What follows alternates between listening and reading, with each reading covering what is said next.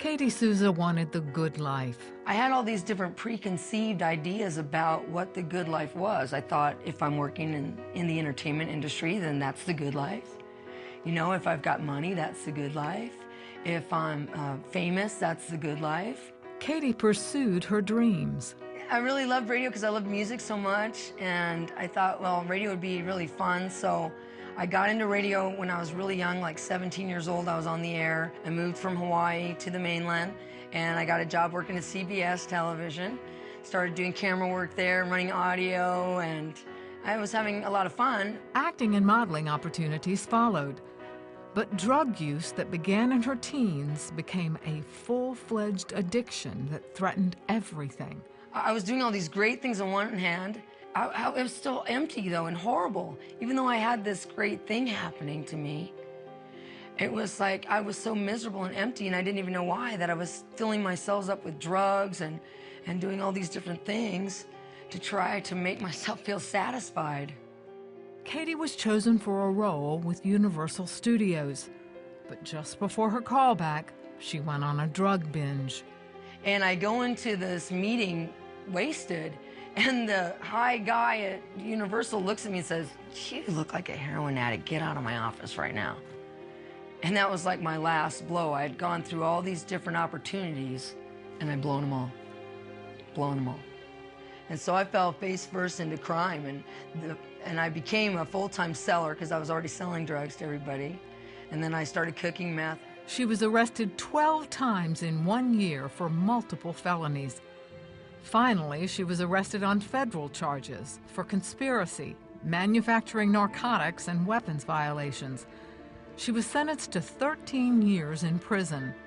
I'm fighting with the cops. I attacked an officer. You know, I'm getting shook down every day by the COs that are in the facility, because I am just like starting up problems every day with all the officers and other inmates there. And I got thrown in the hole over and over and over again while I'm there. Finally, after a year of violent behavior behind bars, Katie reached her breaking point. I had been taken to this lockdown cell that wasn't like a regular lockdown cell. It was booking, so you didn't get a mattress. It's freezing cold. It's covered with urine and vomit and feces. And right then I just got a revelation. It's like, this is God's way of dealing with you. It took this level of a lockdown cell to get you to break. I'm the only one that can save you out of this. And I just finally had it. I can remember slumping back against that ice-cold cement wall and just slumping down and thinking, I can't take this anymore. I mean, I had been fighting everybody out on the streets, and now I'm fighting everybody inside, and I didn't even realize that I was fighting God himself. And right then, the Lord spoke to me. He said, I want you to surrender to your captivity, because this is my plan and it's perfect. Katie prayed to become a Christian. She read the Bible and shared what she learned with her fellow inmates. The only book in the whole place was the Bible. And I remember picking it up and reading through it, and I just thought, this is the coolest thing I've ever read in my life. This is so amazing. And I would go from the front to the back, to the front to the back, over and over again. And as I did that, the Holy Spirit began to point out these scriptures about these people called the ancient Israelites who went to prison. And I was going, wow. As I read their story, I was like, man, their story is my story. It's the story of every con that I'd ever known. And I started getting excited about it. And I started teaching it to everyone that I could teach it to. Her tough girl attitude and reputation began to change. The cops are calling our unit the God Pod, because everybody's worshiping God. We're baptizing people in the shower. We're praying. There's this fellowship going on, and this amazing breakout of the presence of God is happening right in the middle of this captivity. After serving 5 years of her 13-year sentence, Katie won her appeal and was released early.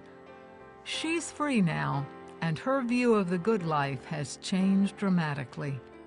The good life is having your purpose and having a relationship with God.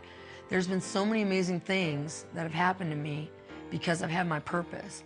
For one, when I got out of prison, I really quickly discovered that I didn't want to do drugs anymore.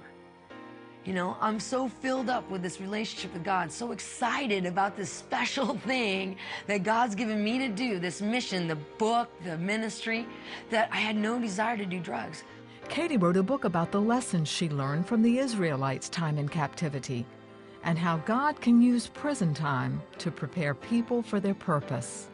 He has a bigger, better plan, an amazing plan where he wants to use captivity to totally give us our dreams, to give us our future. He loves us so much that he's got a plan for it, and it's way bigger than what we thought it was going to be. It's awesome.